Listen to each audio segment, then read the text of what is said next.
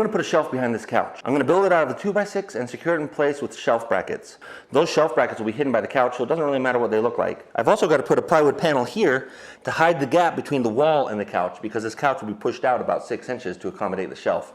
That panel will just make it look a little bit better, and it'll keep stuff from getting kicked back there. I've also got some outlets in this wall that I want to have access to, so I'm going to bring that power up into the shelf, but I don't want to have to do any wiring.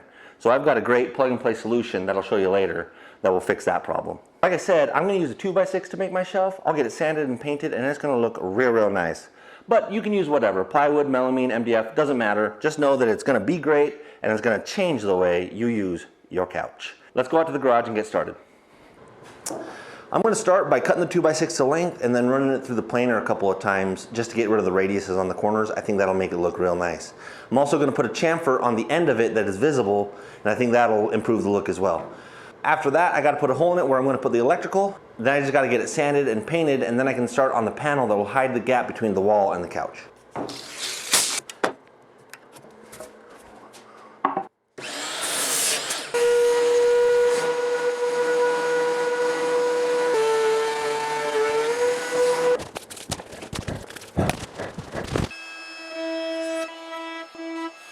All right, the last step before sanding and painting is to cut a hole for this.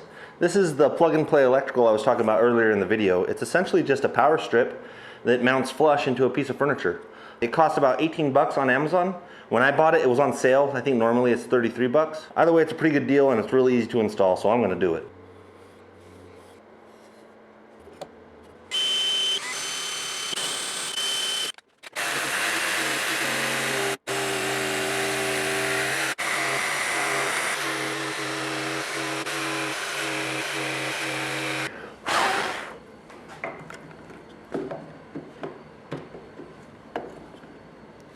Now you just press super hard. Who was expecting that? I was.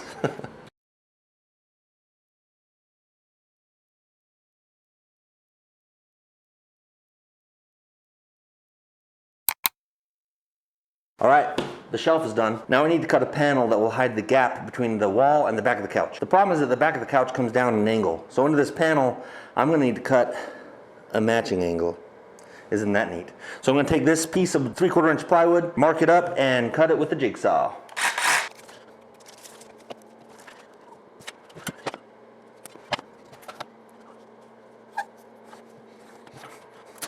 I also need to cut a notch out of the back here for base trim.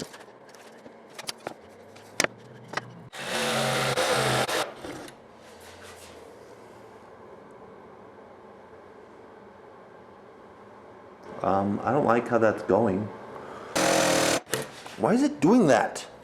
Why does it keep on kicking out of the track? This is not working very well, so let's try this one. I don't know why that didn't work. The jigsaw blade kept on bending and twisting. I think it had to do with that guide. When I use a guide, it doesn't cut straight, and when I don't use a guide, it does cut straight. Explain that, please. Anyways, my plywood is splitting apart here, so I had to glue it together. It's kind of a crap show. In fact, you know what? Thanks for watching. Just kidding. I'm gonna get some Bondo on this side here, fill in all these holes, smooth it out, sand it, get it painted, and then I can take it inside and get it installed.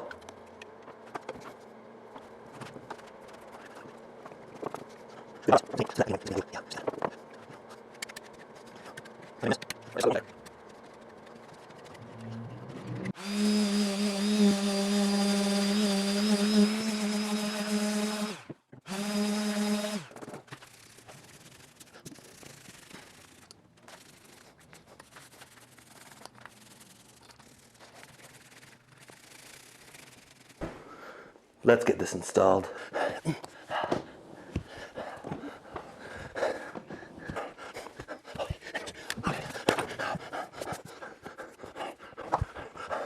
Let's get this vacuumed.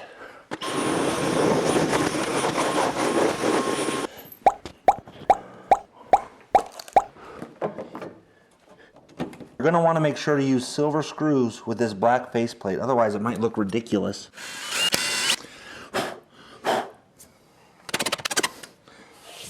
Oh yeah, professional. Thanks for watching.